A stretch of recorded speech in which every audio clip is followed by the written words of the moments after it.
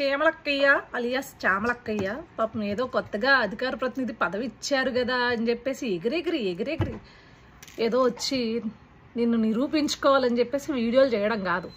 అందులో ఉన్న సబ్జెక్ట్ ఏంది, మనం మాట్లాడే దాని మీద ఎంతవరకు వాలిడేషన్ ఉంటుంది అనేది కూడా చూసుకొని మాట్లాడాలి చామలక్క, లేకపోతే పరువు పోద్ది.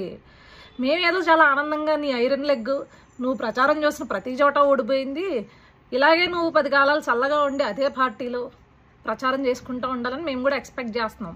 నిన్ను ఏదో టార్గెట్ చేయాలని ఎక్స్పెక్ట్ చేయట్లేదు.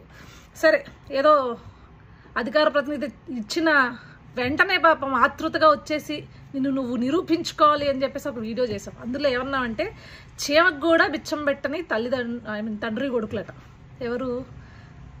అదెవరో తెలుసా?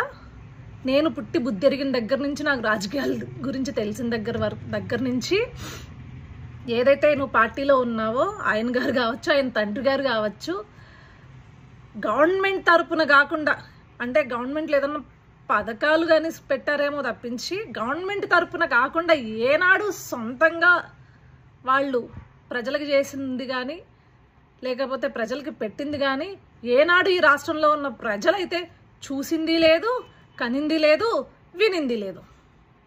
కానీ ఇక్కడికి వచ్చేసరికి నారా భువనేశ్వరి గారి ఆధ్వర్యంలో ఎన్టీఆర్ ట్రస్ట్ ద్వారా ప్రతి ఏటా కొన్ని వందల వేల జీవితాలు బాగుపడుతున్నాయి. ఎన్టీఆర్ ట్రస్ట్ ద్వారా చదువు చెప్పిస్తున్నారు చదువుకోలేని పిల్లలకి. అదేవిధంగా ఎన్టీఆర్ ట్రస్ట్ ద్వారా ఏదైతే ప్రకృతి విపత్తులు వస్తాయో లేకపోతే రాష్ట్రంలో అవసరం ఉంది అన్న చోటల్లా వాళ్ళు వచ్చి వాళ్ళ సాయాన్ని అందించిన పరిస్థితి మనం చూసాం.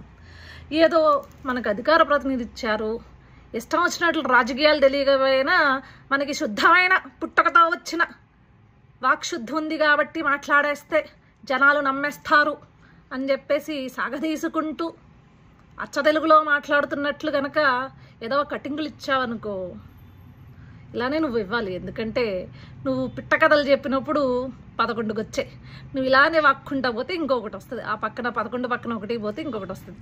వీఆర్ సో హ్యాపీ అమ్మా. బాయ్ చామలక్క. మా వీడియో మీకు నచ్చినట్లయితే please like, share and subscribe.